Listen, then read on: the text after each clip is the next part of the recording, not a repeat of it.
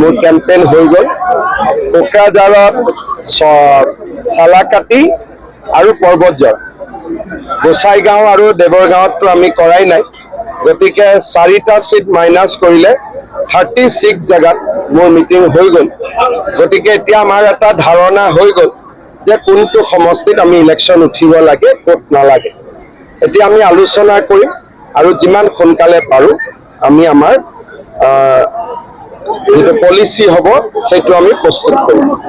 কিমানটা টিকট খেলিব পৰা যায়? আমি এনেইতো যিমানটা জেগাত গৈছোঁ এইবাৰ বিজেপিৰ পজিশ্যন চবতে ভাল, কিন্তু তথাপিতো আমি চাই চিতি ইলেকশ্যন খেলিম।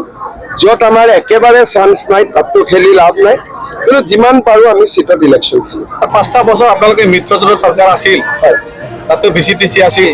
5 বছৰ সামৰ্থ হোৱাৰ পিছত VCTC দুৰ্নীতি VCTC বোলা বস্তুটো ঠিক নহয়। অসমতো নাই VCTC। এই কথাটো চলি আছিল, ইমান দিন চলি আছিলে, কিন্তু ক'ৰবাততো শেষ হ'ব লাগিব, নহ'লে তেতিয়া আপোনালোকে দেখিছে পাব্লিক কিমান অপ'জ কৰি আছে।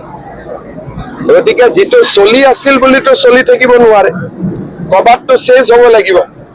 বেয়া যিয়ে নহওক কিয় চলি আছিল, প্ৰথমতে ভাল বুলি চলিছিলে, ভাল নহ'ল, বেয়া বুলি হ'ল, তাক বন্ধ কৰিব লাগিব।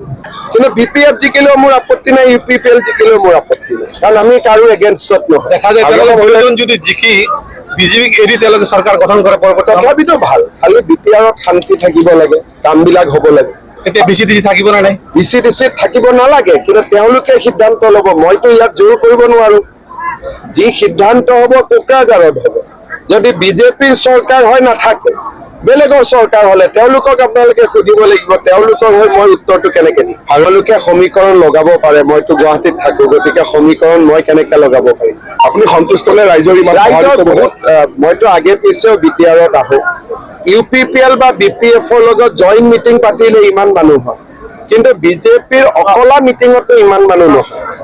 গতিকে আগে পিছে UPPLৰ ফ্লেগ থাকে, BJPও থাকে, BPFও থাকে, BJPও থাকে, তেতিয়াতো গম নাপায়। কিন্তু এতিয়াতো এই মানুহখিনি বিজেপিৰ মিটিঙতে আহিছে। কথাখিনি প্ৰেছত নকৈ য'ত আইনত য'ত ক'ব লাগে তাতে ক'লে হ'ল। মই কাৰো এগেইনষ্টত টিভিৰ জৰিয়তে কথা নাপাতো, এইটো ঠিক কথা নহয়। আৰু কাৰোবাক মাৰ্ডাৰ কৰা বুলি কোৱাটো বহুত ডাঙৰ কথা। এনে ক'লে মোৰ ওপৰত ক্ৰিমিনেল ডিফামেশ্যনো লাগিব পাৰে, এইটো বহুত ডাঙৰ কথা।